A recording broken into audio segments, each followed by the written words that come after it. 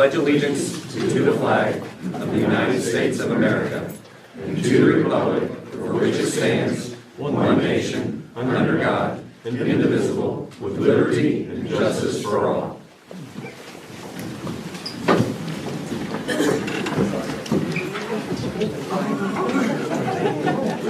Kelly, if you can take attendance, please. Larry Goodman. Here. Brandon Jay. Here. Brandon Baker. Here. Bryce Howell. Here. Scott Stierwald. Here. Before we get to additions or deletions to tonight's agenda, we need to reaffirm Bryce Howell for Vice President of Town Council. So if there is a motion, Motion. and if there is a second, Second. all in favor? Aye. Any additions or deletions to tonight's agenda? I have an addition, please. Ordinance 2026-2, the alley vacate procedure. We are going to add that as item 8C. I would like to remove item number 9C, numerical readdressing. And I would like to move item number 10B as in Bravo to spot 4A. Jason, do you have anything? Please. Okay, is there a motion for the additions and deletions? Motion. Is there a second? Second. All in favor? Aye. Aye.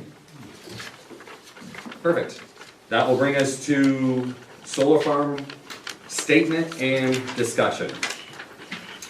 First of all, thank you to everyone in attendance. It's nice to see everybody attend a town council meeting. Something that we, this room, if you've attended one before, you might have 10 people on a good night. So kudos to you all for showing up regardless of your stance. Here's his statement from the town of Cloverdale related to the solar farm project. After I'm done reading this statement, we'll open it up for a few questions, 3 to 5, right? And then we're going to take a recess because I'm quite positive not all of you are here for all the other items on the agenda. There'll be commotion leaving town hall, so we'll take a quick recess, then we'll resume business and complete the task at hand on the agenda, okay? Whether you live within the town of Cloverdale or somewhere within Putnam County or from the surrounding counties, thank you for attending. Over an extended period of time, this council has heard privately from individuals and companies who are in favor of and against the solar farm. This council has listened to our county elected officials and volunteers discuss this in person, online, and in some instances, voting on the matter that has consumed a lot of time, resources, and money from both sides. I can assure you that each council member from the town of Cloverdale has done their homework to understand what a project of this magnitude would mean for our community. All the pros, all the cons. Energy RE and the family-owned business that seek to turn farmland into a solar farm have been heard by almost everybody within the county and beyond. Some will argue that a landowner shouldn't need approval to put solar panels on their own property. Some will argue that it will drive down their property values. Some will argue that the town would have the best sidewalks, streets, and public park in the Midwest. I could go on and on with examples. At the end of the day, I want to be clear, very clear, on what I'm about to say next. The rumors that we have been faced with about this project are getting out of control. To the point that we thought it would be in the best interest to address this matter, even though not once have we been asked in a public meeting about the matter.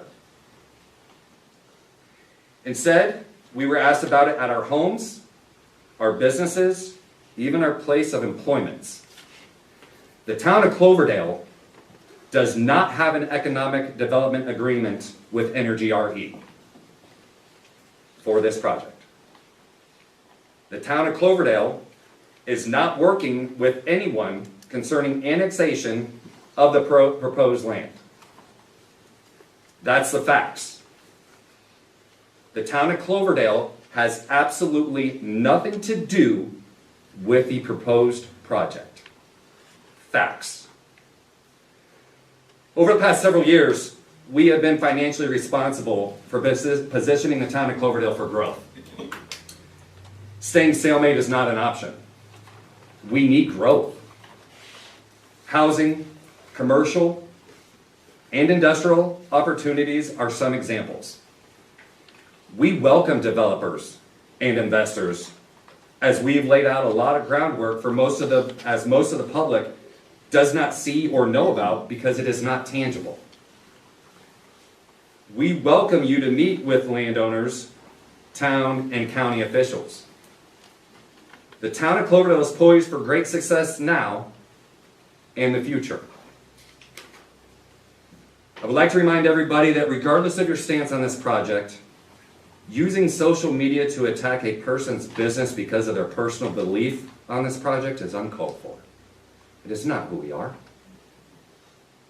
We all have the same rights as the person sitting to your left or to your right, as my left and my right.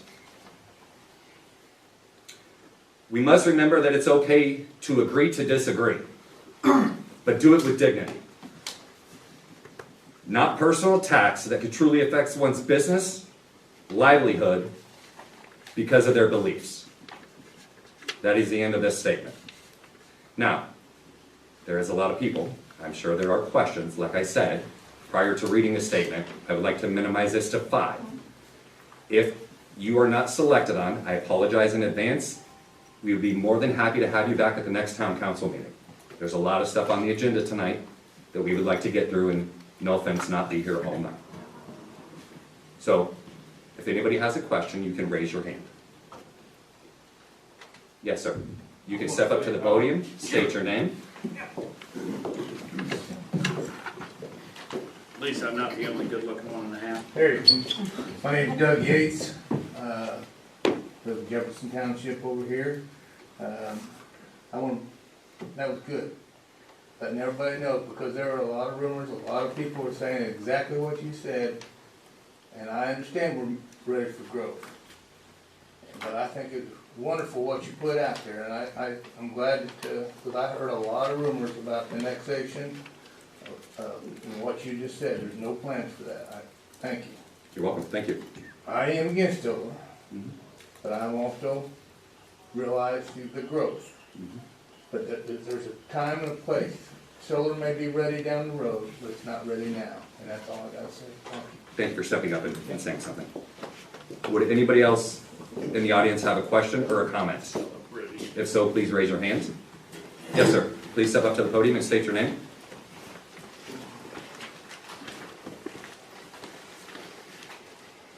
My name's Scott Blair. Me and my wife moved out here about 8 months ago from Indianapolis. We have seen a lot of the solar in Indianapolis, and our concerns are how it's going to be kept up. That being said, a lot of the solar farms that they have in Marion County, they haven't maintained them. There's overgrowth around them. They're unsightly. And with this happening, I just want to make sure that as a community, we reiterate, if they come in, that they be taken care of and not become an eyesore, etc. That's my first comment.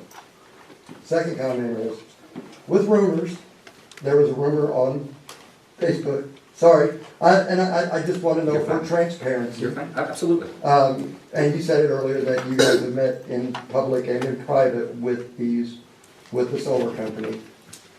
Can I correct you? Yes, please. The Cloverdale Town Council has not met with anybody publicly related to the solar farm project. Okay, but you have met privately with them? Of course. In small groups. And the question is, were minutes kept of that? You don't have to, You don't have to, okay. because no quorum These are was met. strictly information meetings. Okay. As to why, and, you know, it wasn't anything specific, it was more information to educate the council on what this was about. Okay, and that's There what was I no wanted more to be than clear. two at a meeting. Yeah. So it wasn't at a meeting with them, and so it never qualified as a public meeting. Okay, And I'm not making excuses, but when a developer comes to us about a potential project within town limits, we're meeting with them privately. That's not done in a public setting. Same scenario, right? We're meeting with these investors, developers, on a smaller scale before it is brought to the public. okay.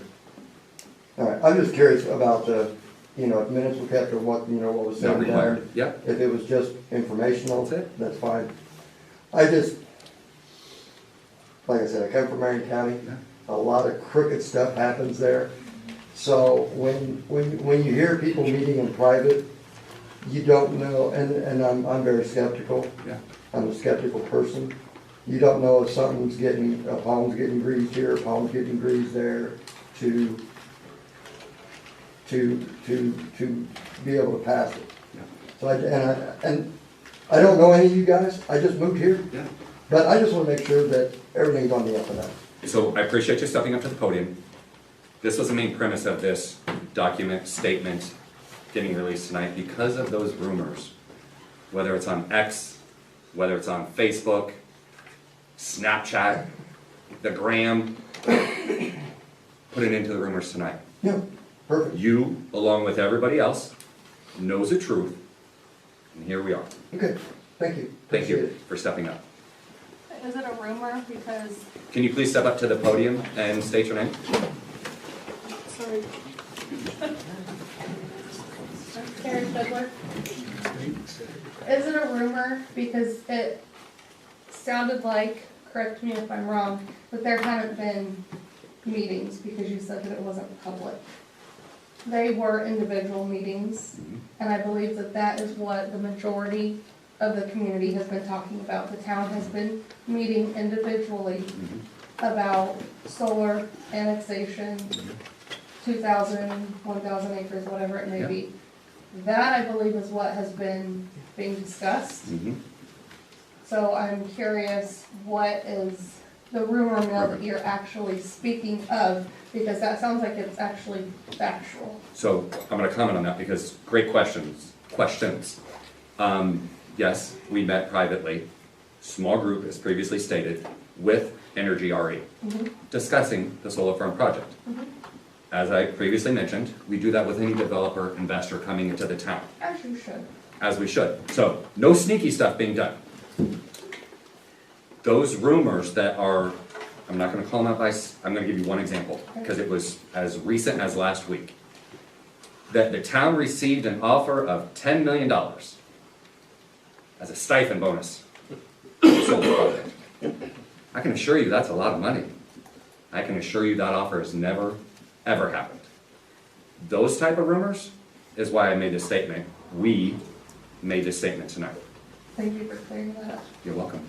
Thank you for the questions. And I guess kind of what we're asking to stop the rumor mill is all of the council members are available to talk about anything in town. All you have to do is reach out to us.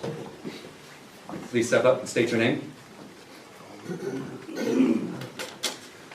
I'm Leroy Patton, a lifelong resident of the Cloverdale area. I don't have anything I own in town, but I do have some acreage out west of Seabar Sioux that will probably be in the development stage one of these days. I want to thank the council for, you can't have wisdom unless you gain knowledge. You can't gain knowledge unless you sit down with people and ask questions. So I want to just tell each one of you I appreciate that. And I guess what I'm here to tell you is something that I may be one of the only people in this room that realize. And this may be something the town of Cloverdale can throw to somebody. When Cataract Lake was built, my grandfather sat on a committee, a private committee that was promoting Cataract Lake being built.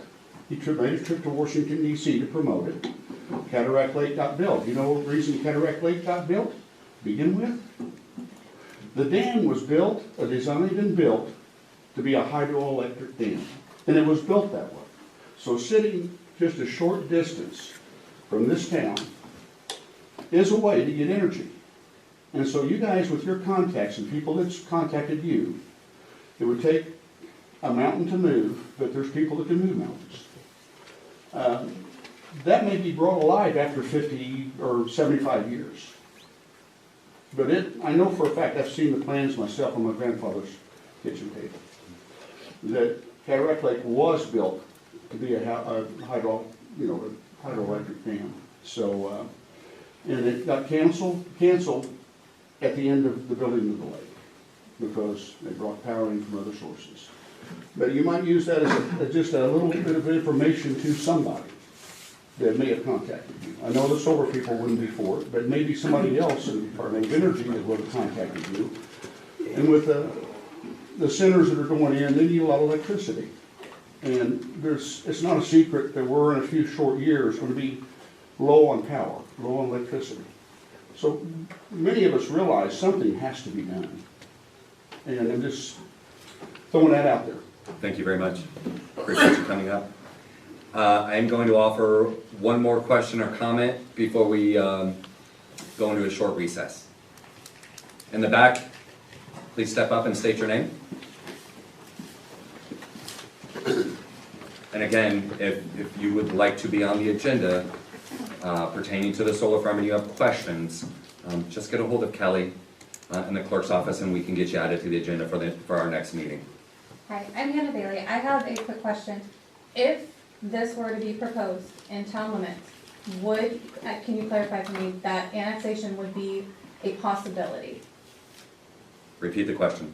If the solar project was to go in within town limits, would annexation be a possibility? So I just want a yes or no answer.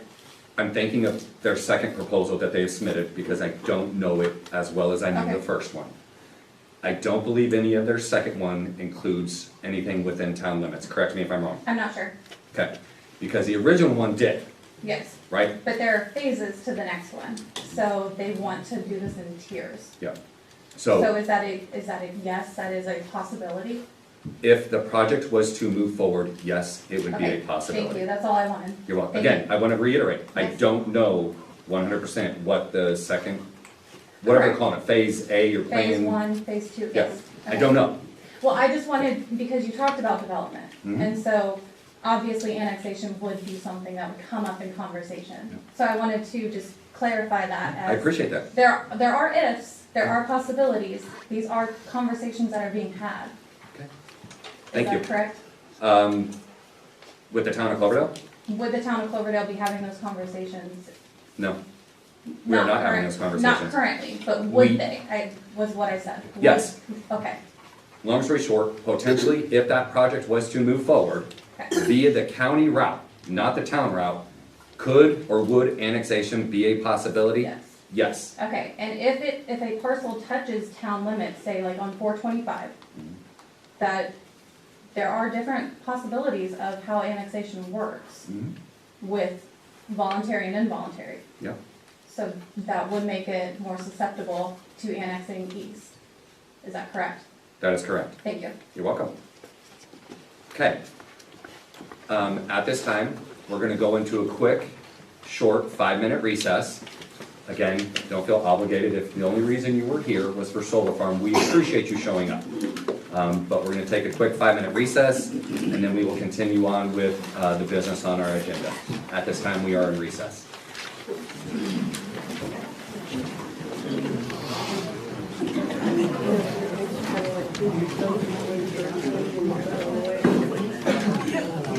If there's anybody that has not signed the no solar petition, I have one here. I know, I just wanted to make sure you were aware. If you've already signed it, you do not have to sign it again.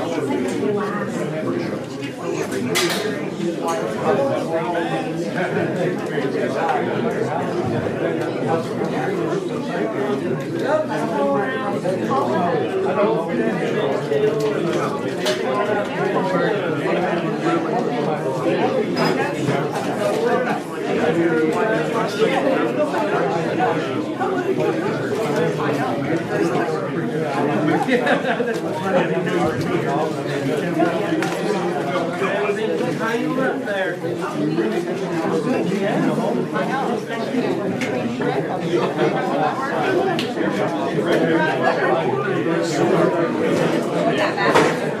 That's wild and back there.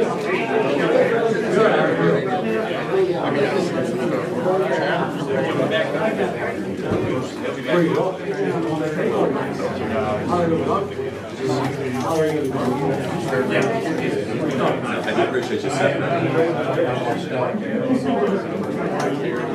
I can stay, we'll go home and just start it up.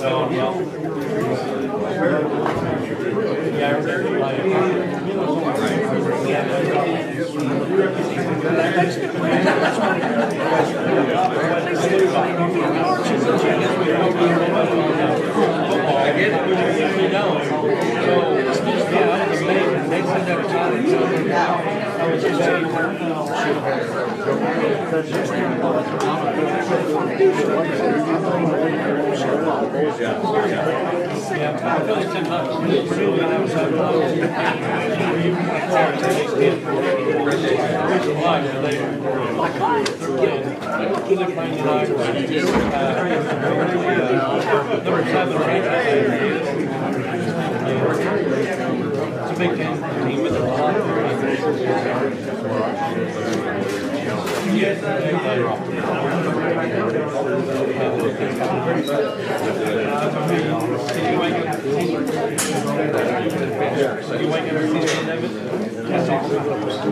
Did you watch the Super Bowl?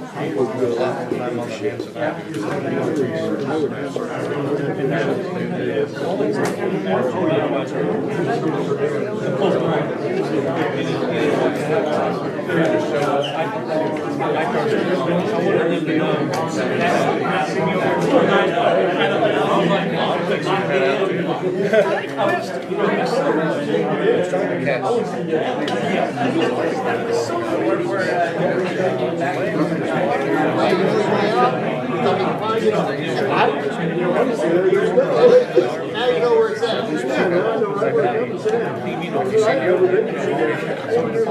How many years have you been living here? I have no idea. You never been in here? No, I've never been in here. Neither. And you and me both, next to him.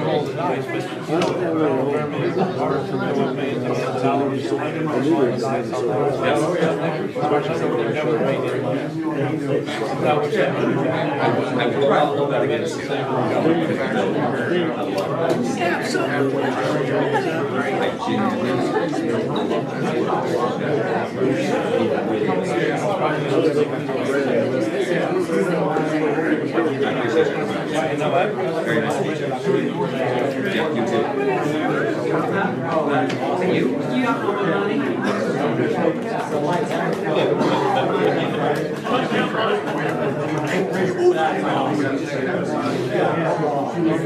So we're here for.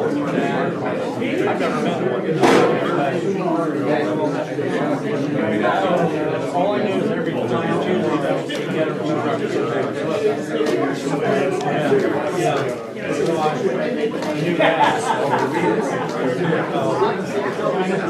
Not building it.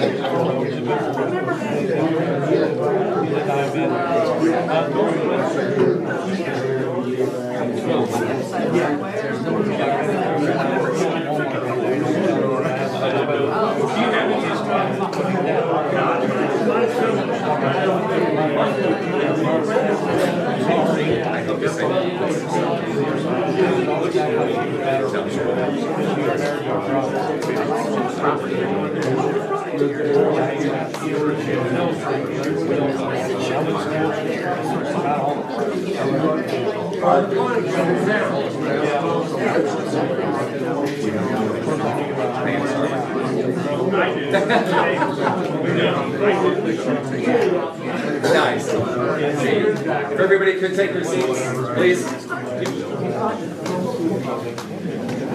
If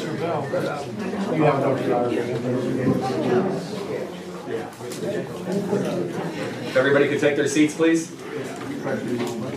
Right. Hard to get Scott to shut up. Who said that? It's hard to get you to shut up. Yeah.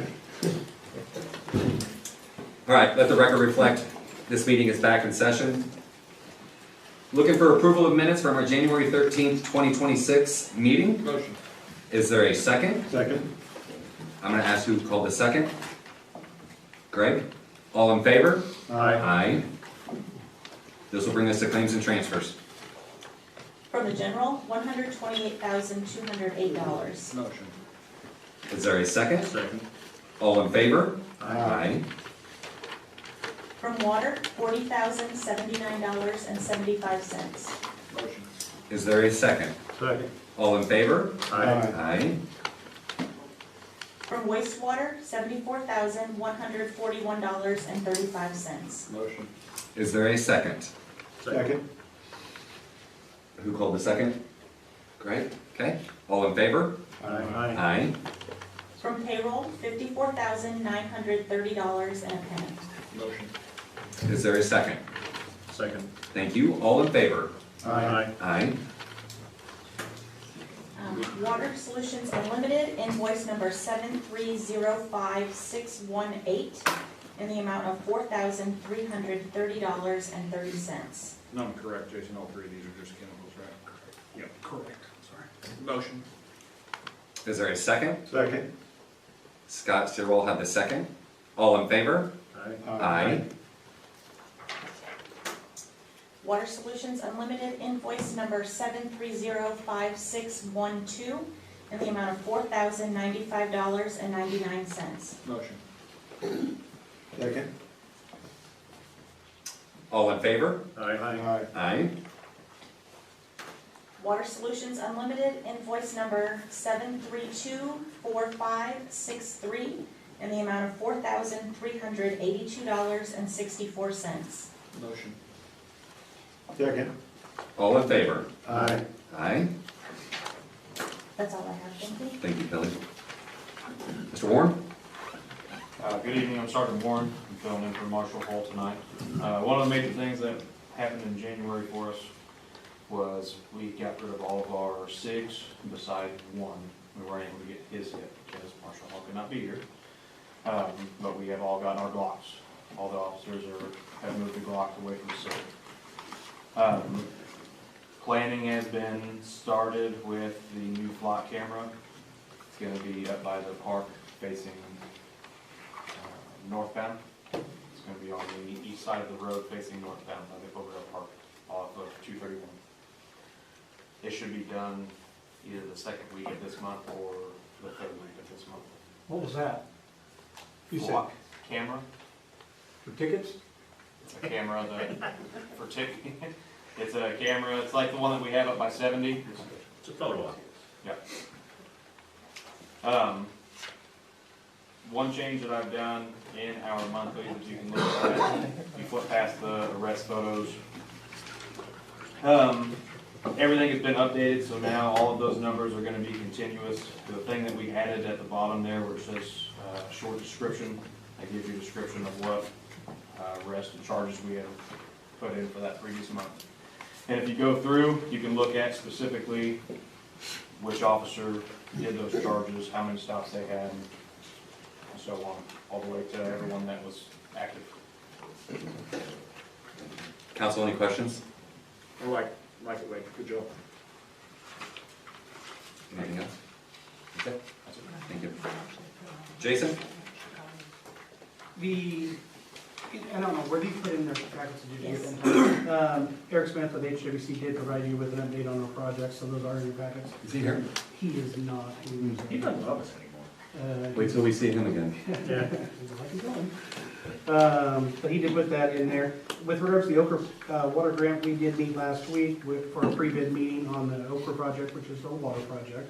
So we will be going to bid very soon. They're just, the different contractors were permitted to come here, discuss it with the engineer, the different aspects of the project and went out to the water plant and went out to the booster station to see what the project consisted of. So that will have to be happening soon. The next thing is the Lieber wastewater project. Eric has updated us here. We will be picking up the back truck on the 23rd of February, so that's 13 days from now, I guess. I think we're down to $10,000, and I know that Kelly has been working with Steve with HWC to get these figures. This was a $9 million project, so there are a lot of numbers that were not working out, and I think we're close to where we need to be. So we do have the money to pay for the back truck, probably not any other equipment. There is one piece of equipment that I may try to purchase with that $10,000, a dumpster, but we'll see how that plays out. But I know it doesn't sound crazy, but I'll explain that now that I've already opened the can. We rent a trash dumpster for $200 a month. We can purchase one for $8,000, so the return on investment, you know, we're gonna be able to pay it off and not have to pay the $200 a month. So that's the plan. That's not something I would have normally brought up for you, but. The next item is the sign grant. We did get several bids on the signage grant. Also, there is an invoice, and I'll go over that here in just a second, but on the sign bid, the low bid was $121,100. Those bids were due the day after our last town council meeting, so you've not heard these numbers yet. But $121,100, that was substantially less than we were expecting that to be. So our 10% local match is going to be less. So that was good for us. The one thing that this invoice does is, this is an NDOT grant. Most of the NDOT grant is a reimbursable grant. The one portion of it that is not is this portion of it, which is where the state did the bidding for us. So we do have an invoice where NDOT has invoiced us, and we do need to take action on this. They gave us 60 days, and that was probably a week ago. So I encourage you to take action on this. But this is our 10% local match of that $121,100. So that's what this is. That is that invoice that's listed there, correct, Kelly? Yes. Okay. But as soon as we approve that, those signs will be ordered, and we'll be doing that replacement of the signs very, very soon. And again, that is just regulatory signs. That's not street signs, that's just stop signs, you know, railroad track crossing, that type, speed limit signs, that type of thing. So. Council, any questions regarding invoice 92476? If not, is there a motion to pay that? So moved. Second. You good, Kelly? Yes, Larry made the motion, but a second. All in favor? Aye. Aye. The next item is the Community Crossings Matching Grant. At the last meeting, we did have a bid opening. We did send that to HWC for their review. They reviewed the bids to make sure that everything was in compliance. And they are recommending that we select the lowest bid, which was Bumgardner and Company, LLC, in the amount of $112,120.55. If someone would approve that, I would encourage you to also give the council president the authority to sign this notice of award. That was the recommendation from HWC. So moved. Second. All in favor? Aye. Aye. And then we would want to add that Brandon has authorization to sign. Noted. Noted. Thank you, Greg, for that.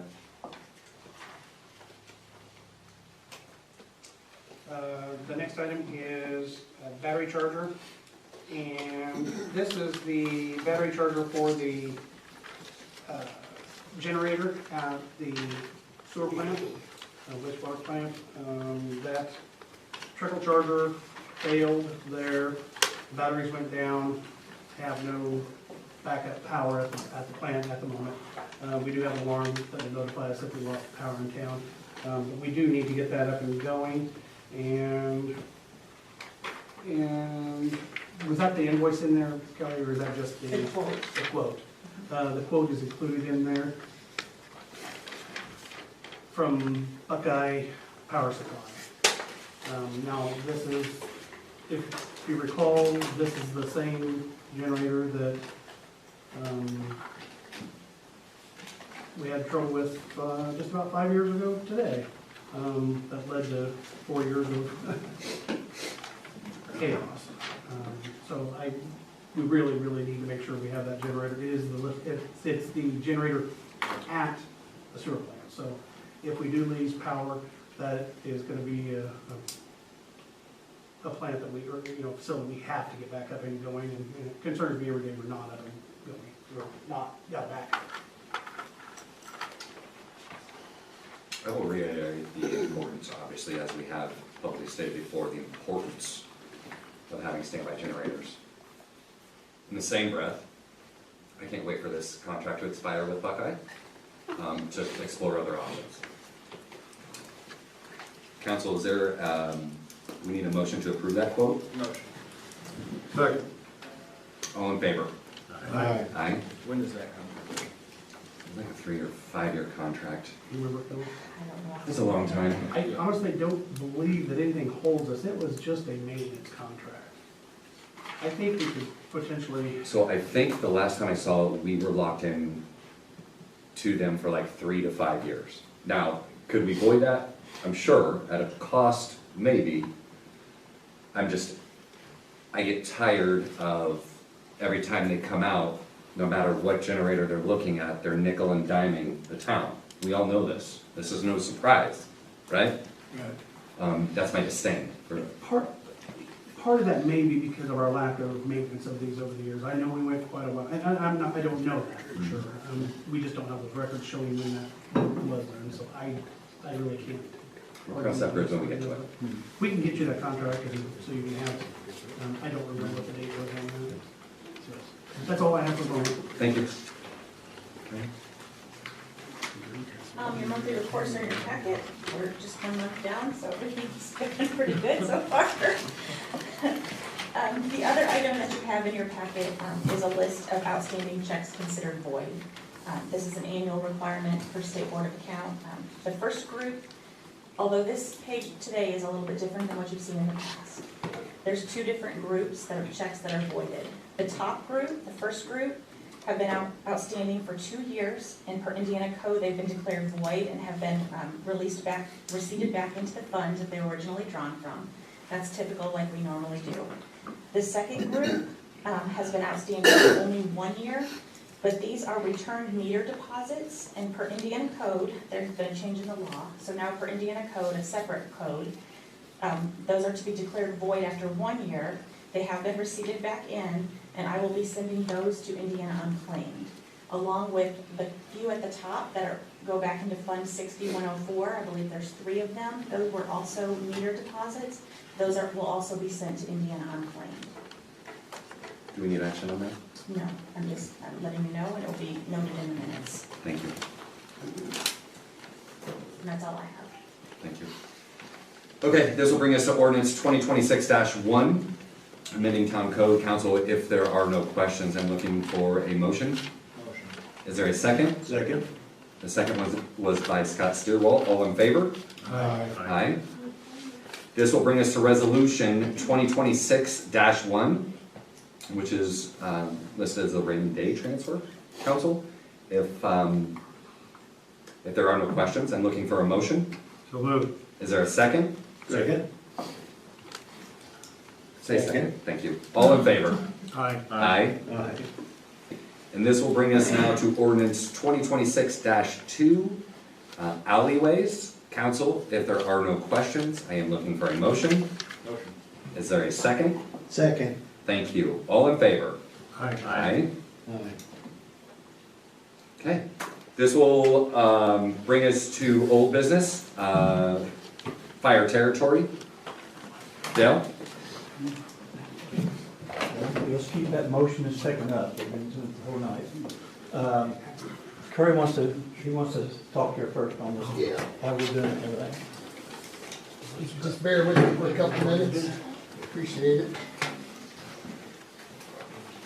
Just want to explain to everybody out there, the reason we're wanting to join, start a territory is for funding And the reason for that is because our run volume has increased, tremendously over the last few years. We, almost 1,100 runs last year. This younger generation doesn't want to give up the time. And the reason we want the territory is so we can put some funds in there for pay per run and stuff like that. We've lost several members over the last few years. Last year and a half, we lost 3 to career fire departments. I don't hold that against them because, over the years, we've lost several that have come in and, we've trained them and then they fix it to career fire departments. But hey, if I was young, I'd do the same thing, but I'm not young. And then, fortunately, we lost a couple long-term members. One, had to give it up because,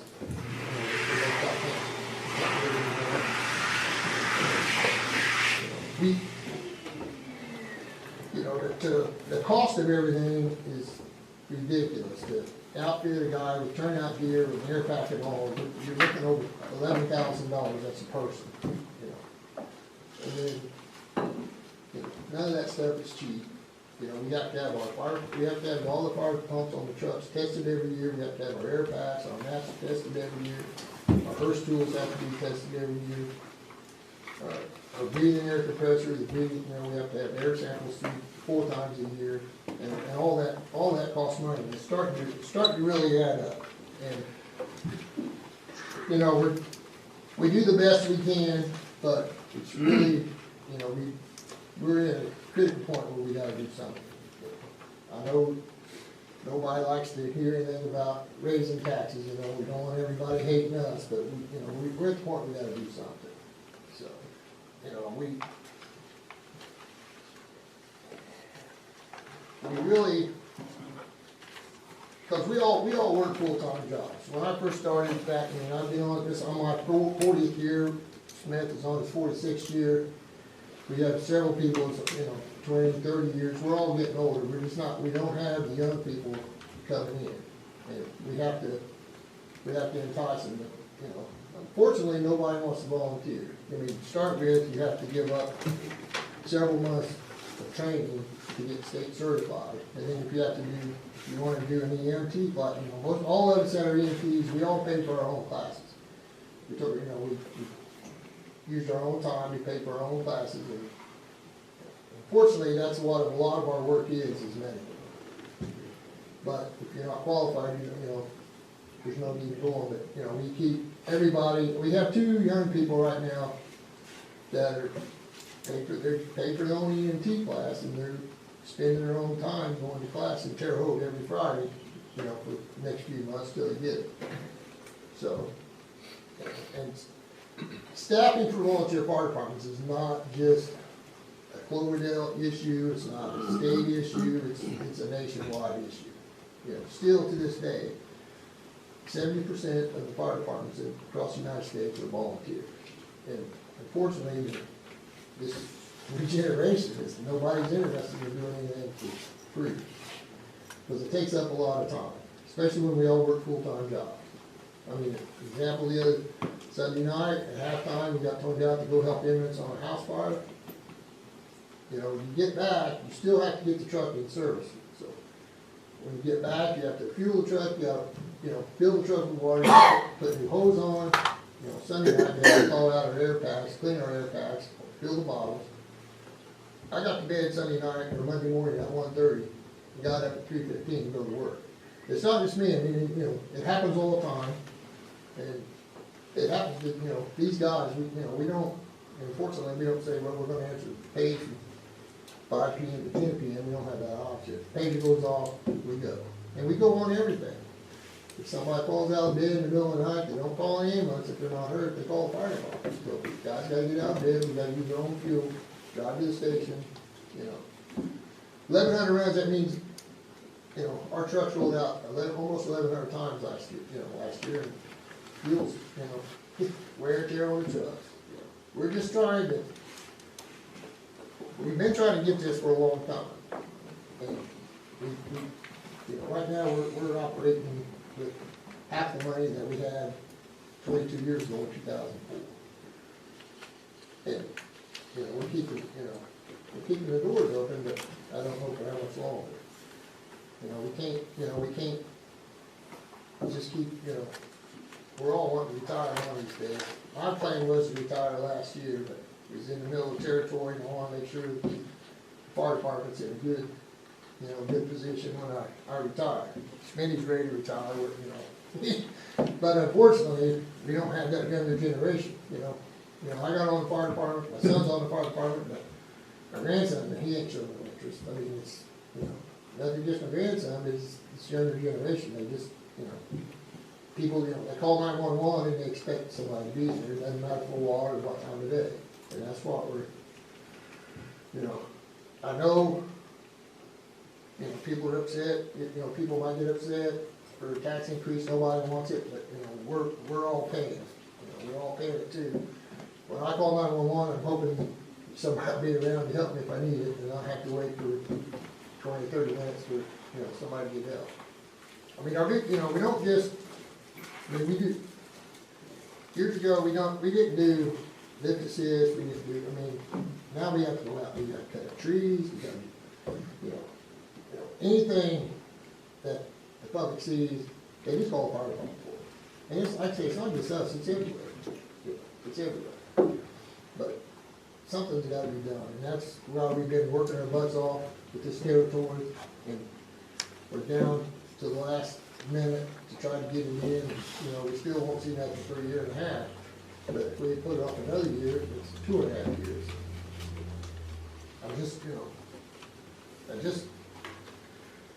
I'm really hoping that we can do the right thing here tonight and get it done. Like I say, if we want, if all of our officers decide, we've had enough and we're all gonna retire, then, we're hanging on because we don't want that. We want to leave the fire department in better shape, than what it was when we started. The cost of equipment, we don't buy $1 million, custom trucks. We go with what you call just a regular program truck. It's made on a commercial chassis, and it's half the price. The last truck we bought cost us $350,000. That was in 2020. That same truck's now is $500,000. That's, and it's, and you get that truck in a custom truck, like the one that got hit, it would be close to $1 million. So, we've been pitching pennies down there for years, and we went several years without dating gear. You're supposed to replace your turnout gear every 10 years. We had some down there that was over 15 years old, but we had, we took some gear to Greencastle, had a lady sew it up for us, patched a lot of the hose, and then I was able to get a couple grants where we got everybody in turnout gear head to toe. But, we worked our butts off to get that. Trey, can I ask one question, because you brought it up there, and we brought it up the last meeting. You brought up the truck that got hit. Did we ever find out, have we gotten any insurance recouped from that? The insurance, the fire department insurance paid $260,000 on that truck, and then we had to borrow, the trustee had to borrow $90,000 to finish paying for it. We only had $260,000 issued on that truck. That was all it was worth. And the new one was $350,000, so we had, township trustee, and then that happened in 2019. 5 years later, all of us that were out there had to sit in depositions because we was all getting sued. And then we had to hire an attorney to spend several $1,000s because I'm not gonna have any of these guys, any of us, we're doing this practically for free, and then, end up losing everything we got because somebody ran into the back of our truck when we was parked at a wreck. So we had to pay an attorney to sit in with us on the deposition. That was 5 years after we had the truck. And, that's just, to me, that was a waste of money, that we was getting sued over something that we was parked at a wreck. Doing what we're supposed to do. I think that's a perfect segue into a question I have for you or Dale Monette. Whoever wants to answer it, please be my guest. Fact-finding mission. Is the fire department able to claim through a person's insurance? Yes. Give me the details on Well, how that you works. have, if, for us to do it, the state has a IC code that you have to go, you know, that tells you the amount you can charge per, if you go by, the state, you gotta charge per engine and then whatever materials you use. So, but a lot of time, I don't wanna throw shade to anybody, but, I was turning that in to not Dale, but a different trustee, and it apparently wasn't going anywhere. You don't make a lot of money off of it, and then their stance was, if they pay us, they pay us, if they don't, We So- don't, we don't wanna be, I wanna set an example, if I can. You claim to do over 1,000 runs last year, which is very impressive, huge. If you take 100 of those runs, out of 1,000 plus, at say an average of $250, yeah, it's $250 per engine. I'm saying that you would submit to a person's insurance. Yeah. Simple math, that's $25,000. Yeah. Dale, how many claims was submitted in 2025? None. How about 2024? For the record, he said none for both years. That is a total of $50,000 of revenue that could have went to the fire department, and they recouped $0. For the record, I wasn't the trustee. That is a fact, and I should have said that, I'm sorry. So, We don't, there was no money. I'm not calling it free, but it's pretty easy money, right? They're responding to a call outside of Cloverdale, Taylor, and whatever the other, I think there's 3, Warren, that you're eligible to do, and it wasn't getting done, whether it was the previous it wasn't on us. But we don't- trustees issue or whoever was in charge of the fire department at the time. That's 25 grand a year, that's a lot of money. I'm just stating that to be very transparent. Yeah, but I only asked about 2 years, that's 50 grand. we don't know that. I'm saying, If it- theoretically if- saying, If it was 100 runs, but, if If it was 100. if we go out there on the interstate and the guy has a fender bender and he's able to drive off after we take him out, you what's the can't- first you thing a can't cop recoup asks for that. when he pulls up on a scene? Knock on wood, I've never been in an accident. They're asking for insurance Yeah, information. but we don't always get that. I mean, it's easy to sit in here and say, you guys gotta get that, but when we're out there and there's wrecks all over the place, state police only care about getting the road open. Right. They're not gonna say take 15, 20 minutes to get all the information, because they don't care. So you guys don't share information? No. No, Okay. they don't. Last time I was a trustee, we started it, and I would have to go to different police departments, the state police, and try to get all this up. Dale, when you were the trustee responsible for submitting claims on behalf of the Cloverdale Fire Department, I'm not gonna hold you to the figure, how much money did you receive in the last year you did that? You just asked me that. No, in the last year. In the last year you submitted claims, and you actually received, Years ago. Oh, I was a trustee in 15, and I couldn't tell you. ballpark. We didn't even do it then. Yeah, we need to do We it. started do it that. then. We started, when I became, was it 15 I came in? I don't remember. When I first came in, we started doing it, and then the next year, for that year, and Actually, I, Pat was the one that started, before, we only submitted bills for, semi-fires and hazmat runs, because at the time, that was already legally agreed. Part of it was we heard from Pat that's 6 of them. that it was time involved because, and like Curry says, you go out to a wreck and it's chaos out there. And no cop wants to stand around and be giving somebody insurance information when they're trying to get the road cleaned up and If it was your business, specifically you, yeah, and you were dependent on those type of funds, wouldn't you ask for that information? well, they're not out there. The trustee's not at the wreck. Is it the trustee's responsibility? No. Whose is it? We get our information from the fire department. Okay, so the fire department that's on scene, Yeah, No. no, and Actually, sometimes they don't what even they get should it. be doing okay? is looking for an accident report from the State police. state police or And you have- whoever's there. If it's county, the county should have a report. that report should be available in 3 days. Whether you have to, and it's probably online now. And you can print it offline. I don't know. I don't know, but you can't, you know, I, today, I've chased down accident reports before, and at one time you had to pay $3 for them. we can't fund the fire department on hoping we get a wreck out there. Now, if we go out there and people are killed, I'm not gonna get the information to bill them.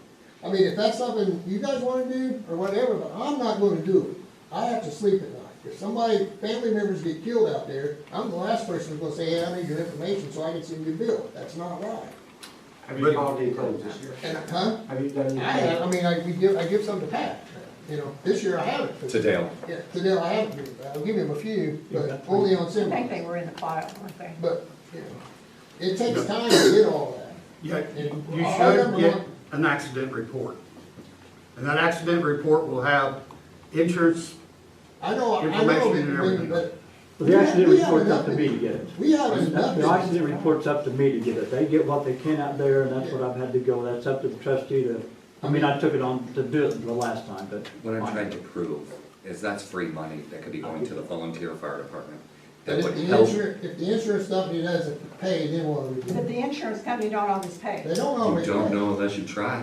Sure, That's what we're doing. that's what they do. He said, I'm sorry, for the record, what is your name? I'm Elaine Pearson. Thank you so and much, I'm on the Elaine. advisory board. Appreciate that. You don't know unless you try, Right. so. apparently we had one year, he said that when Pat was there, we had $6,000 coming. Somewhere around $6,000 the 1 year that Pat did do it. Based upon, I don't because know. last year was your largest year yet. Again, phenomenal year with the amount of rents. That don't mean That don't mean it a was all thing. grants. Yeah. Just, you know, just. What I'm, and that's why I said, out of the 1,000, for the sake of the exercise and conversation, you take 100. At $250 a piece, that's a simple $25,000 for this exercise. That's all I'm saying. That's it. Yeah. It's easier So, said than listen, done. I will, It's easier said than done, like Elaine said. Because when we're out there, we got state police up my butt, that's us to get in, you know, get it open. If we're cutting people out of the car, the last thing I worry about is whether or not they got insurance, because me personally, I don't care. I will. but in 3 days, you should be able to get an accident report. Yeah, Yeah, that's but not, why should I, in 3 days, I spend I'm not 90% saying of my you- time up there. That's all trustee. Yeah, the trustee can go get it. yeah, we're not saying that. The accident report, and I have to deal with it all the time with insurance, people buying cars. It's within 3 days, if you get a case number, you can literally go online, type it in, pull it up, it has all the information. But we're not saying that's on you. It's just simple. Yes, sir. An idea, Philadelphia Police Department, okay? Could they co-op with the state police, the county sheriffs, for when there's an accident report? It's a simple thing, it gets emailed to the Philadelphia Police Department and put into a file, then it can be hand delivered to, that's to me, that's a simplified way of taking care of business. I'm gonna let Officer Warren speak on that. I mean, it'd just be a few phone calls to sheriff departments and that you would work with. And, when they do fill, in your district, fill out a police report on an accident, it'd be a simple thing as flip an email to the code of But it police. sounds like that anybody can just go pull the report after 3 days online. I can take back out, they won't do it. Well, we've got a You company. can ask those, Don't put him on that spot. you can ask as much as you want, that doesn't necessarily Yeah. mean that those departments are going to reach out to Cloverdale and make sure that Cloverdale Police Department gets those reports to the Cloverdale Fire Department. But we don't know unless we ask. We don't know unless we ask. I want to state that I had a private meeting with Dale, and I had a private meeting with the chief. I understand your guys' pain, right? I hear you loud and clear where you're coming from. That's the last thing I'm saying related to Chief standing at the podium, because I do have questions for Susan from Baker Tilly, if you are done and you do not mind taking the podium. That's assuming Council Chief has no more questions for you. If you could, I've just introduced you, but could you do it again, please? Susan Callan with Baker Tilly, for financial advisor working with the township for the proposed fire territory. You can go first. I thought you had questions. I do. Do you have anything for us before I ask? No, can I ask what was given to them in their packets tonight, Kelly? All the information that Did I you send sent. the, okay, I've got copies of it with me, so I just wanna make sure we have the same information. to paint a big picture for the public, are you working with the city of Greencastle related to a fire district? I am not personally, and I'm not aware of anybody at Baker Tilly that is. I don't know if they are or not. Thank you. According to the financial information that you did send to Kelly related to SB1, if you want to pull that information up. And I'm going to try to keep it as simple as possible because it makes more sense to me as well. Okay. Okay? In 2027, related to lit only, what is the town of Cloverdale losing? Because of the fire territory, nothing. Because everything that happens with lit happens a year later. So if you put a fire territory into place in 2027, lit will be dispensed in 2027 based upon levies in 2026. The way that the legislation stands right now, the lit structure in Indiana is completely changed in 2028. So even if you put a territory in place in 2027, the new structure does not allow for any reallocation of lit due to participation in a fire territory, as it does currently. So any change that the city of Cloverdale has in 2027 will be due relative to reallocation of levy within the county in 2026. So if, and I'm not sure what every other unit has done, if, for example, say the city of Greencastle applied for the last and final time a 3-year growth appeal and they were granted that and their levy somehow grew, they may take a larger portion of the certified shares levy and the public safety levy, or lit, I'm sorry, not levy, local income tax. Or if adjusted gross income grows in the county in 2027, the town may actually receive more lit than they are currently in 26.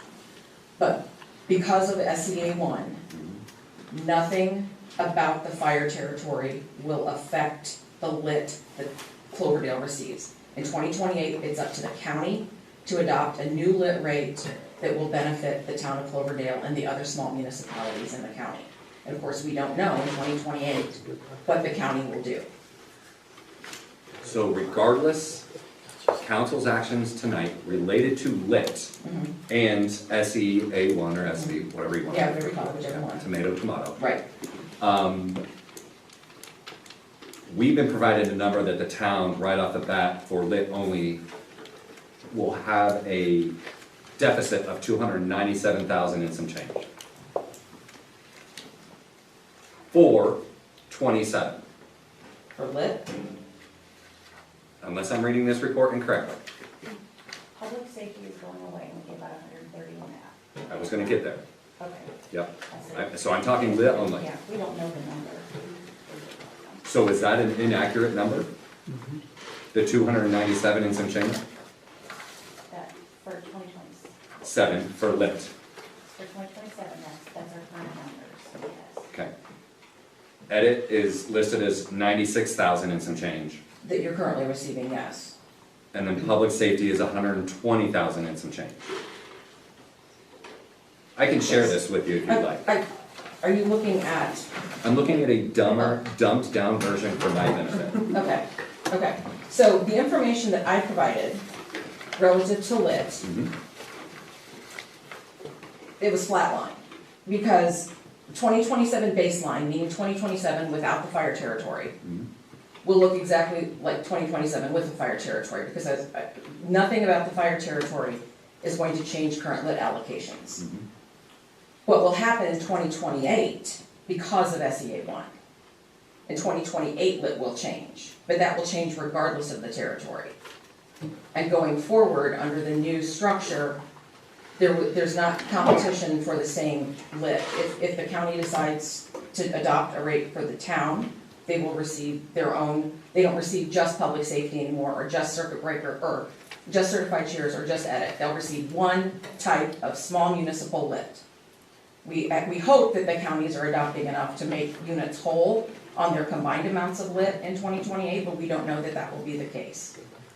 If the county puts anything in place for fire and EMS, that's a rate that's completely separate.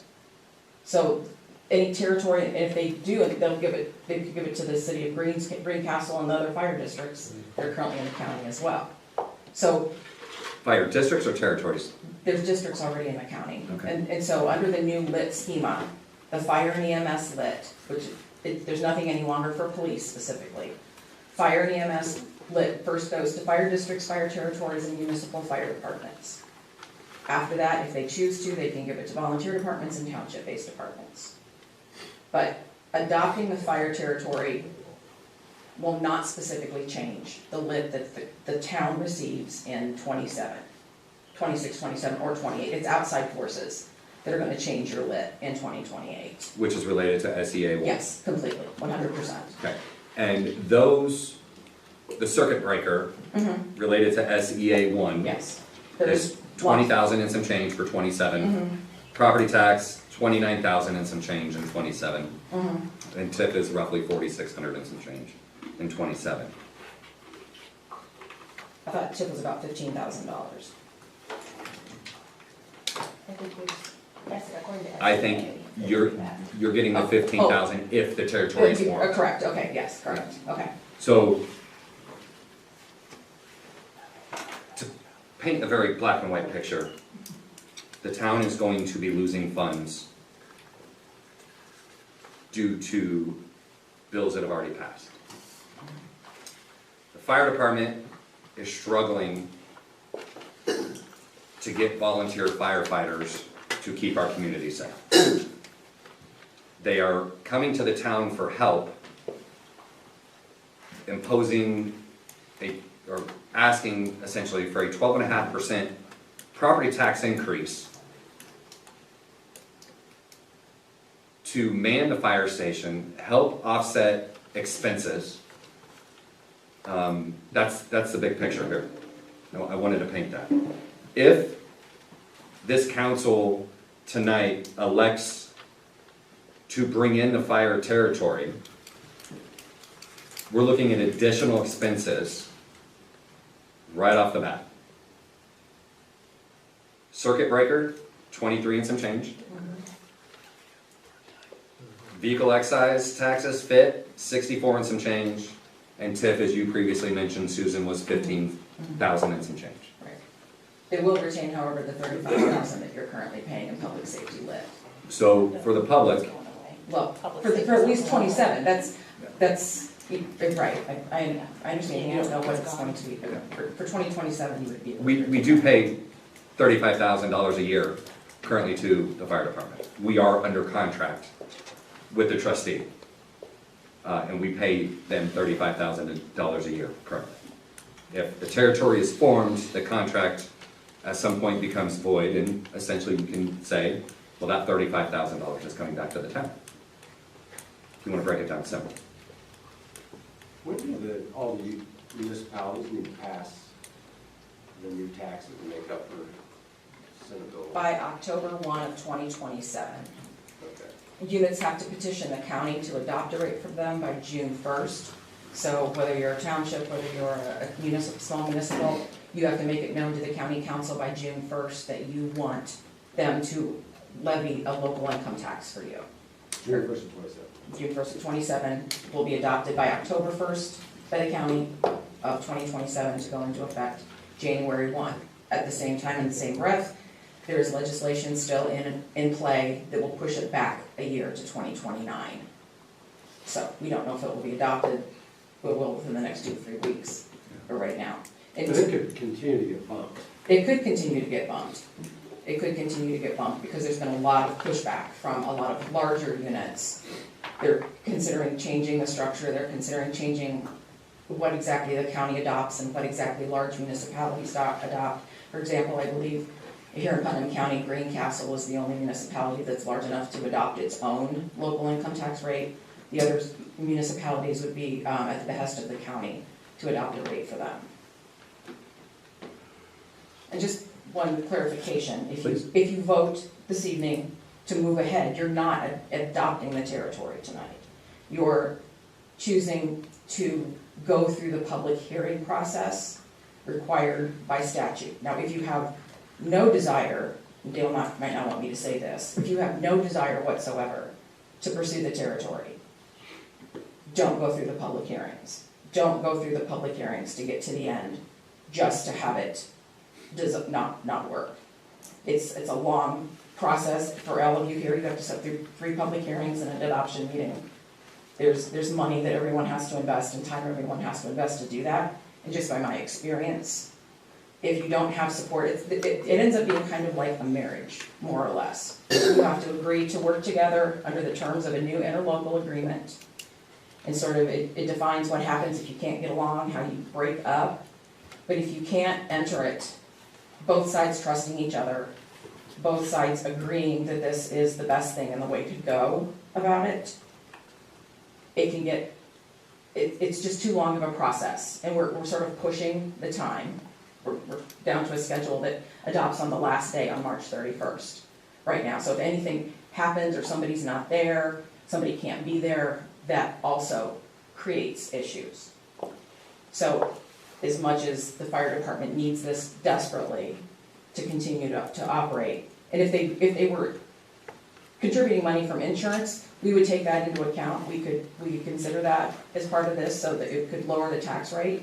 If it turns out they do that and they're able to bring in revenue, just because if you ultimately adopt the territory, the DLGF approves it and approves it at a given rate or a given amount, that doesn't mean every year that they're required to take that. If they have revenue coming from other sources, they can drop the tax rate and take less in income and less in property taxes. So there's some other nuanced things there that aren't always immediately obvious for the territory. Be very transparent. The public safety fund, as mentioned, is going away.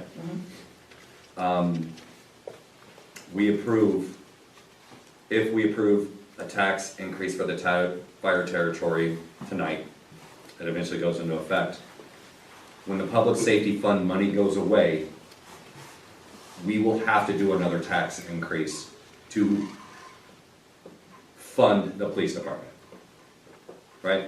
You've heard Kelly mention several times over the years, that's 70% of the town's budget is our police department. We need both. Absolutely, we need both. But if we're losing the 2,000 or 200,000, we still need fire protection. I'm not disagreeing with you. So we're gonna have to raise our rate higher to fund the fire department as well as the police department. So why not just let the taxpayers fund the fire department and we don't have to worry about the fire department anymore? And then what are you gonna do in 2 years when the public safety fund is extinct and we're receiving no more funds from the state? What do you mean, what are we gonna do? We already done it? In regards to the police department. We might have to raise rates at that time, There's no might. but it's still an unknown.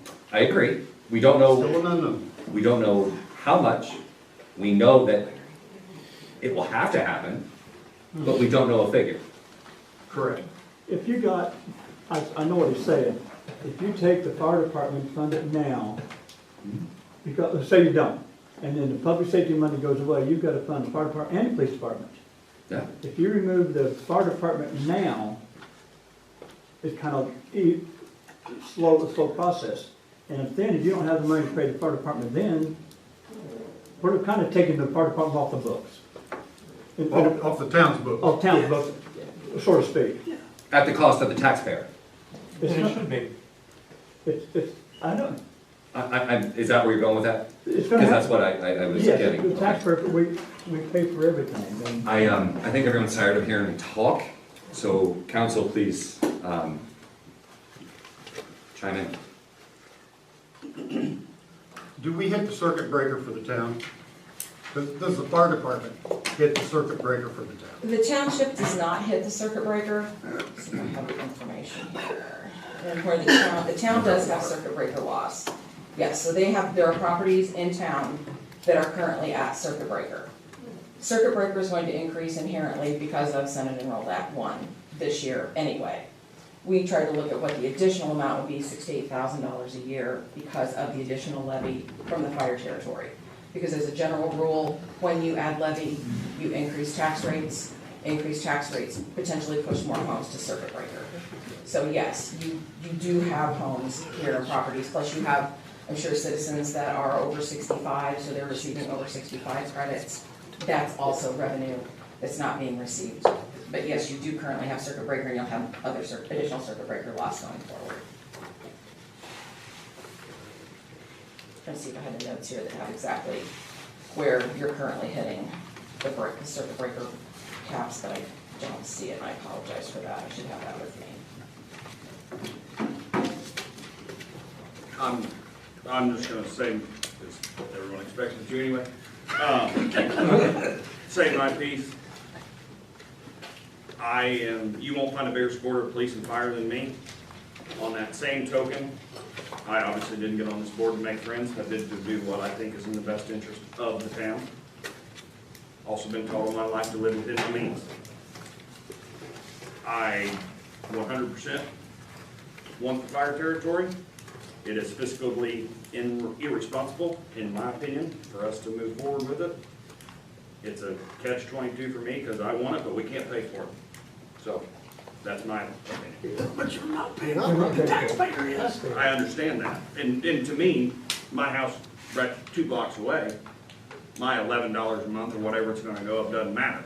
But to the owners of CBRC and all that, where you're talking significant amount, we also have to think of them. That's my opinion. Take it for what it is. But in 2 years, we're gonna be going in for a tax hike that's gonna be higher than theirs now, because everything's gonna be more expensive, and plus we're gonna add the police department. You're gonna, yeah, but that's my point. We're gonna raise taxes now, and then we're gonna come right back 2 years from now and raise them again. But it's their fault. I'm not saying it's This their time fault. it's their fault. I'm not by any means saying it's their fault. It's nobody's fault. No, it is our fault, and, you know. It's because of restructuring. And, I mean, and you have to It take needs what to the be county done. does for Yeah, lit. for The lit, county for yes. lit is, but individually, this is fire protection, whether it's a territory or district, is one of the only ways left that units can come together to raise tax levy to fund any service. There's nothing like that for police, there's nothing like that for parks, there's nothing like that for roads. Fire is the only service currently written into the state code where there is the ability for units to work together to consolidate a service and raise levy. So even in 28, you are not going to be, if the county doesn't give you, the smaller communities in Putnam County, a large enough lit rate to replace all of the rate that you're currently getting, you're not going to have, unless they enact something between now or next year. You never know what the legislature will do. But, or they give you a sales tax, or they give you some other taxing mechanism, you won't be able to raise your property taxes to fund the police department. So that's why I'm saying you have to go to the county in 2028 and ask them to put a rate in place within whatever the structure ends up being to hopefully make you whole on what you're currently bringing in for local income tax with the new local income tax. I think she said something a while ago you maybe missed. That 12% doesn't have to be hit all at once. We can phase that to 2 or 3 years. Am I right? Mm-hmm. You can phase it in, you can opt for a 4% increase, a 4% increase, a 3% increase. You can step it in that way if you want. They then phase in how many people they're adding, in each year, how much they're spending each year. And we can see too how lit plays out. If the county does adopt lit for them to use in 28 or 2029, that means they may never have to go to the full 12% increase. Who knows what?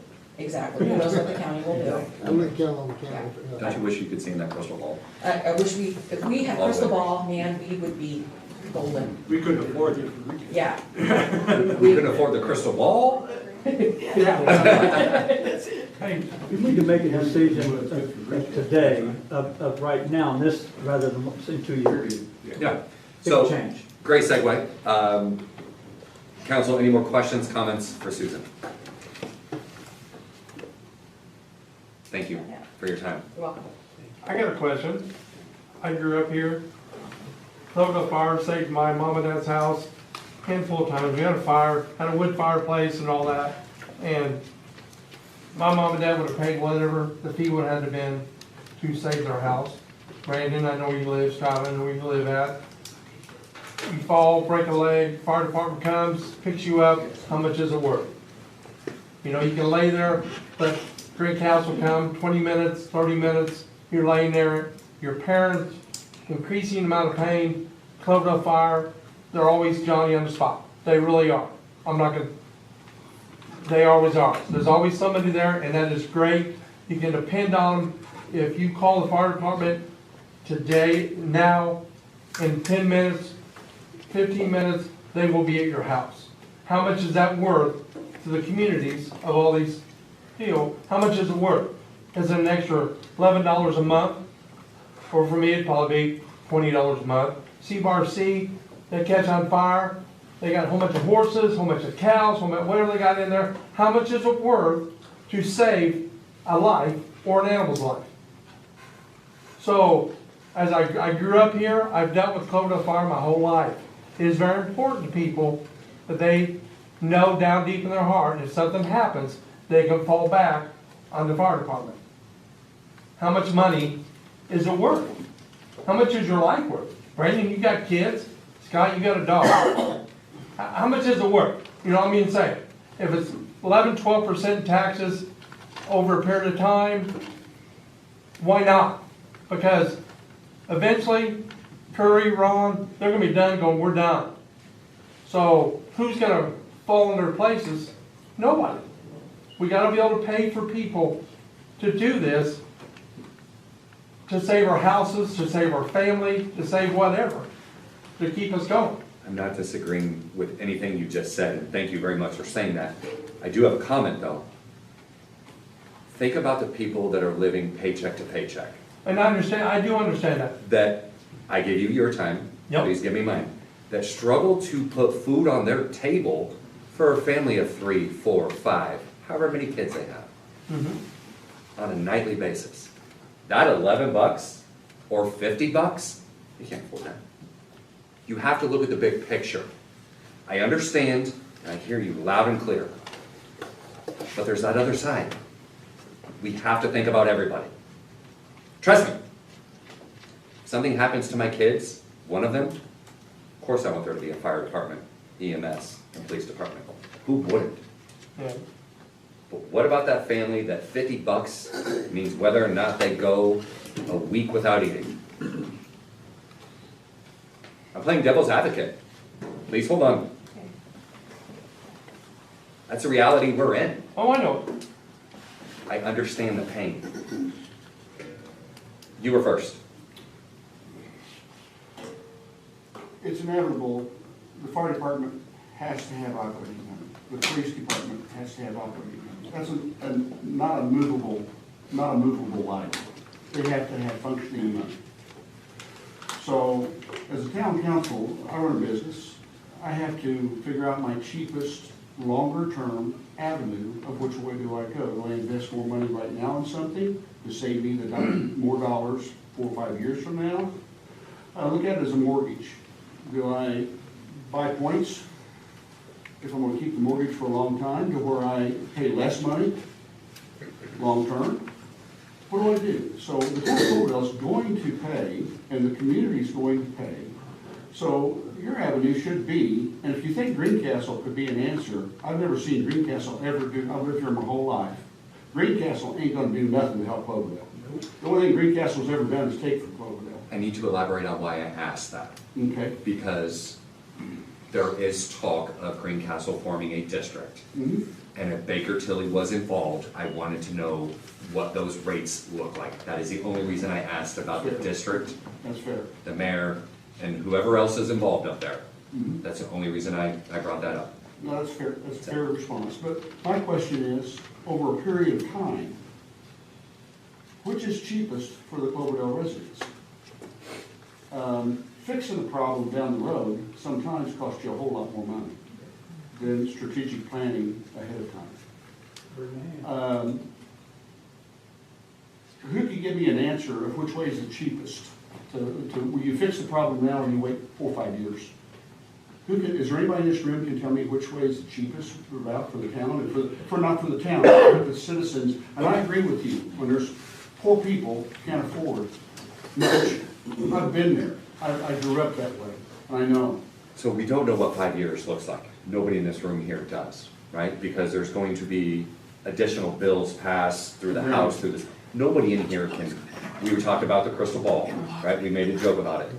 We don't know. But can the rate be adjusted down in the future, or is it one of those rates that never can go down?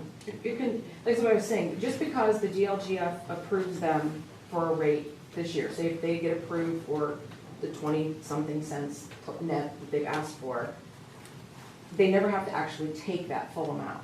Okay. They can opt to step it in more gradually.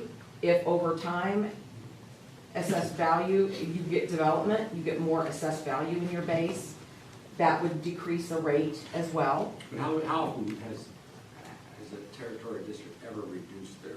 I work with many, like regularly, that only, especially fire districts, the county only allows them to take 50% of their rate, because they adopted a high rate for planned development. They're told they can't, but how many on their own take less than they can?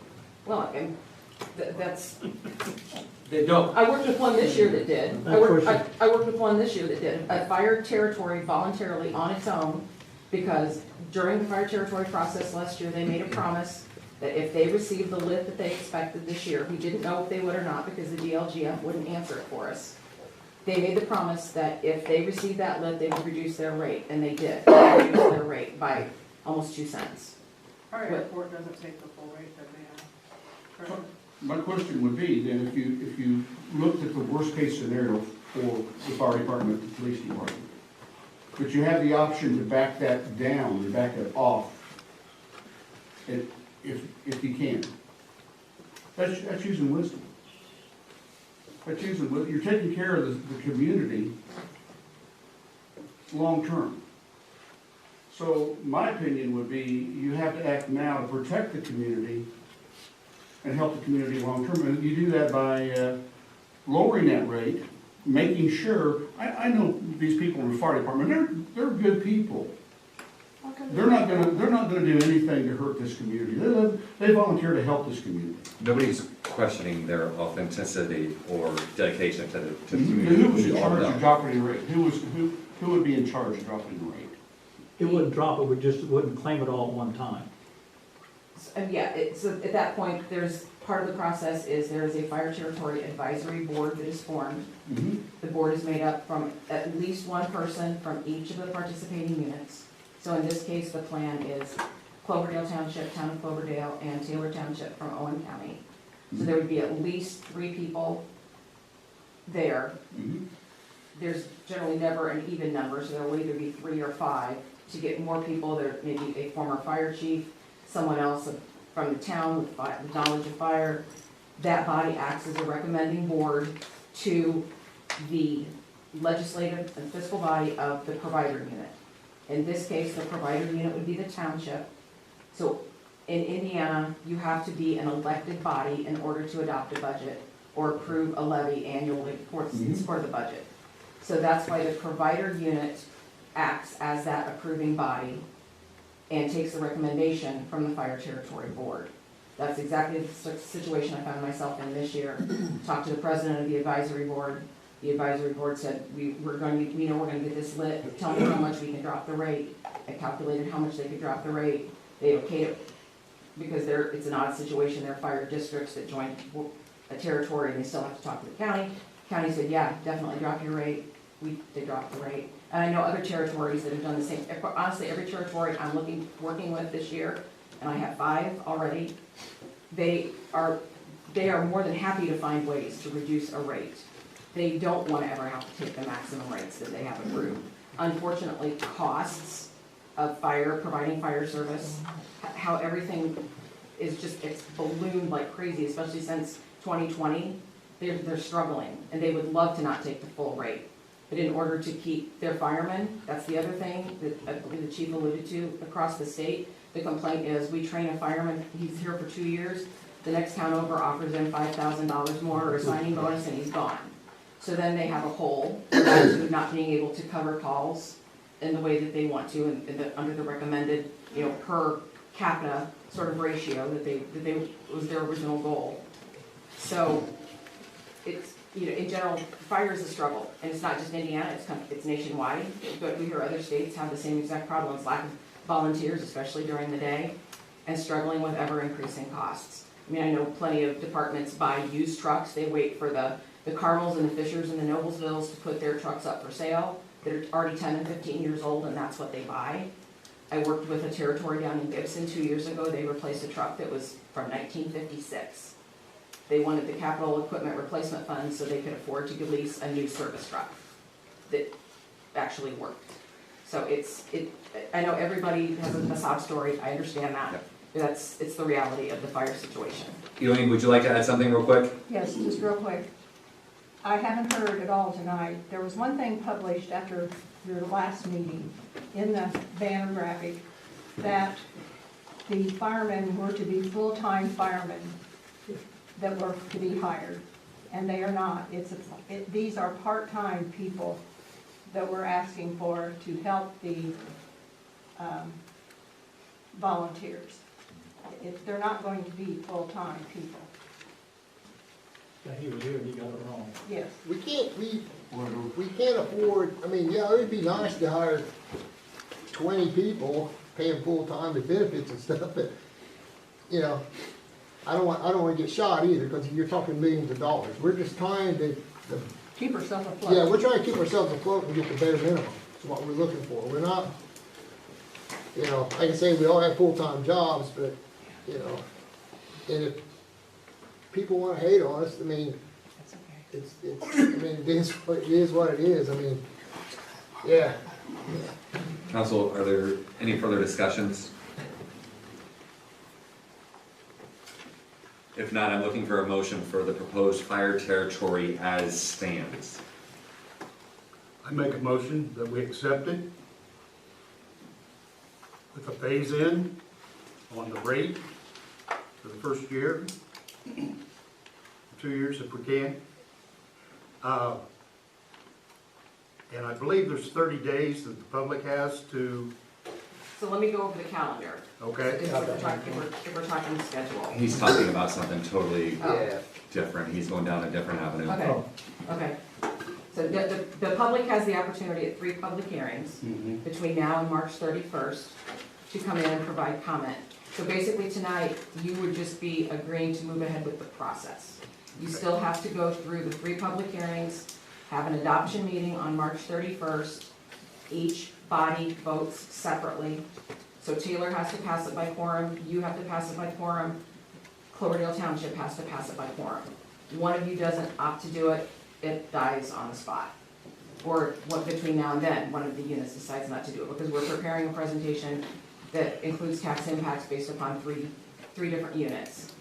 And not so much with Taylor, but, because they're sort of standalone in Owen County.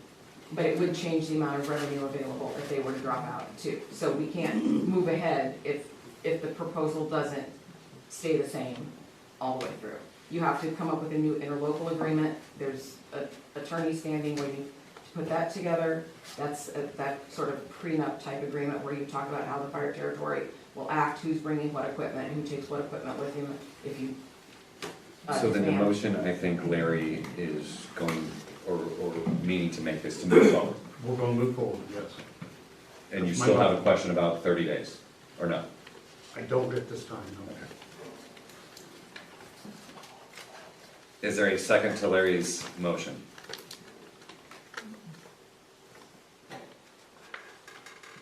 You realize, guys, she just said it dies all over. Greg, you're a firefighter. You know, you understand the plight. I'm looking at all options right now, Dale. Yes, I am, but I'm not gonna vote based on my relationship or past relationship with the department. I mean, I financially, I don't know if we can do it. I mean, that's my concern. This is. I still don't understand the financial part, because it's on everybody in our area. It's on us that we give up our time. It is on us. A lot of this is based on trying to put paid firefighters on. We're not, it's part-time. It's a big expense for y'all, and I know it's been a struggle for having activity. I get all that, I mean, I don't, I don't, not being mean, but I don't think you do get it, because, you know, everybody up there, you guys get to sleep all night. We, hardly ever do we get to sleep all night. You know, I'm not bashing you guys, but, you know, it's a struggle. There's a run right now. Yeah. I understand, but, Scott? I mean, I don't, you know, I don't understand. I mean, we've been working on this for months. We spent a lot of time, we spent a lot of money. Listen to what he's done. I'm gonna ask the council one more time if there is a second on Larry's motion. Nobody's willing to step up and help the town. I mean, we all need a fire department. I know everybody's got a job to do, but they just gotta run now. They gotta leave to go do a run to help somebody out, to save their life, save their family. What if somebody make a second and then y'all vote on That's not how this works, Dale. it? You can. Don't try to persuade somebody like that. No, I mean, that's the way you can do Don't, it. just don't. It's not how we do it. Somebody made a motion, we made a second. And I'm just gonna speak up because I really don't give a shit. Hey, please. Anyway, no one is saying, and there's not a person on this town council that is saying, if my daughter was in a fire, we wouldn't want someone to come run. So that argument to me is a moot point. That's just me. That's all I'm saying. Probably. Do you think the contract is gonna stay at $35,000 a year?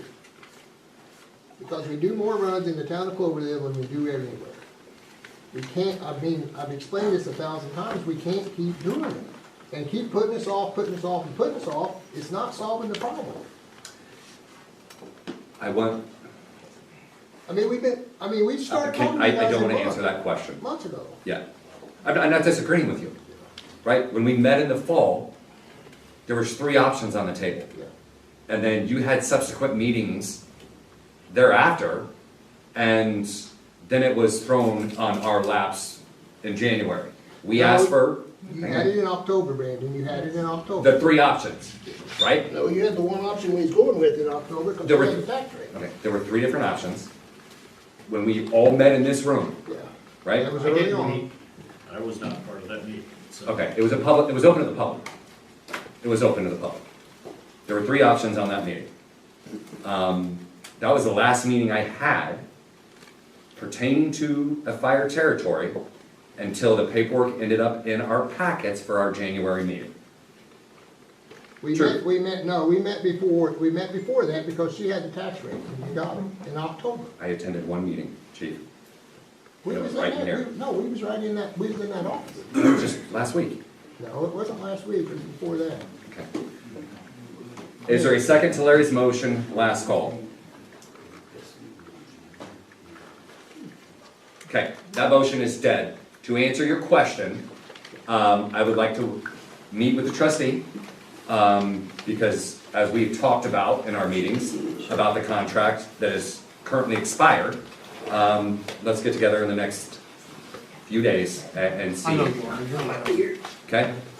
Sounds good. I'll get with you. All right, moving on the agenda, annexation. Mr. Shagley? Yeah, thank you, Mr. President. The petitions for voluntary annexation have been sent out to the property owners. Once we get them all back, we will start the clock and go through the process. It's probably, in my opinion, probably better to do it all at once than to do them, because of the timing of the meetings. Historically, the less special meetings you have to have, the better, in my opinion. So I think we get them all back and we go through the process. Thank you for that. And I also, and he has a copy of everything here, because it does need notarized, so if they don't have notarized, they come to the office and that, I put that one on too. Thank you for that update. We removed numerical readdressing. Kelly, I think I'm gonna turn this over to you for IT talk, right? Covergent, our annual contract with our IT people is expiring, and they just sent over a new agreement to renew. The new cost to renew for the year is $17,026.93. And just for reference, last year, our contract was $16,618.99. So we had an increase of $408 Oh, no. if you agree to go with this contract. Council, any questions? If not, we're looking for a motion to go with that contract. Second? Second. Bryce made the motion, Craig made the second, all in favor? Aye. Aye. This will bring us to citizens' comments. Before I do open it up for general comments, I want to thank the town employees of the town of Cloverdale. Our utility workers worked around the clock during the most recent snowstorm. Literally around the clock, and did a great job to the best of their abilities, right? With limited resources to try to get as much snow off the roads, right? So kudos to them. And even Jason was in a machine fighting it all day, trying to push snow. So I just wanted to recognize the town of Cloverdale utility employees. Thank you very much for your hard work during that snow event. It did not go unnoticed, so thank you. Can I add to that real quick, please? Yes. The barber shop down there, for any of you that don't know them, fantastic job. That's why I hung around here. Wanted to give a big shout out to all of you for them, down at the utility department, street department. We've got a lot of businesses down there, probably the most that's been there since I took the shop over from Dan and him. So when you have the NDOT come through, throw all that snow on your sidewalk, it immediately gets packed down heavy, and the extra help was so nice. So just wanted to say that, thank you all. Thank you for that. Yes, sir. And I'm gonna agree with that. I'm all over the state of Indiana. I work the whole state. I was in a lot of towns. Cloverdale had the best streets right after that snow in a short period of time of any of the small towns I was in Grosse Pointe. So Cloverdale, kudos to them. They did a good job. Thank you for that as well. Okay. Any other comments, concerns, or questions? Council? Thank you for being patient tonight. It was a very productive meeting. This meeting is now adjourned. Spineless.